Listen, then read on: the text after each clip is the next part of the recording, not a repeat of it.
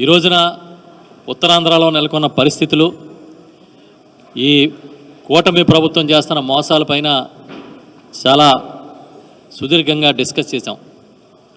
ప్రధానంగా జగన్మోహన్ రెడ్డి గారి మీద కక్షపూరితంగా వ్యవహరిస్తూ ప్రజలకి అవసరమైన, ప్రజలకి శాశ్వతంగా ప్రయోజనాలు ఇచ్చే కార్యక్రమాలు ఏవైతే ఆయన చేపట్టారో వాటన్నిటినీ కూడా నామరూపాలు లేకుండా చేయాలనే చంద్రబాబు నాయుడు ప్రయత్నాన్ని తీవ్రంగా ఖండించాం.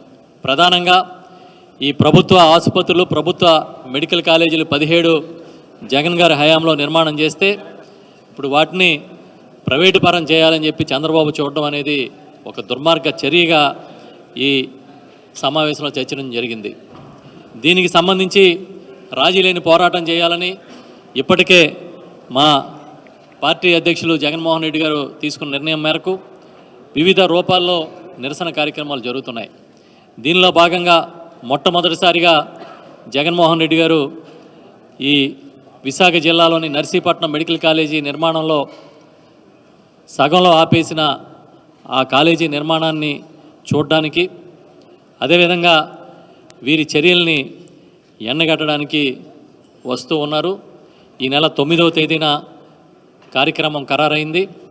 విశాఖపట్నం ఎయిర్పోర్ట్ నుంచి రోడ్డు మార్గంలో వారు మెడికల్ కాలేజీకి వెళ్ళి అక్కడ పరిస్థితులను పరిశీలించి అక్కడ ప్రజలను ఉద్దేశించి మాట్లాడతారు. ఈ కార్యక్రమానికి అన్ని వర్గాలు సహకరించాలని కోరుకుంటున్నాం.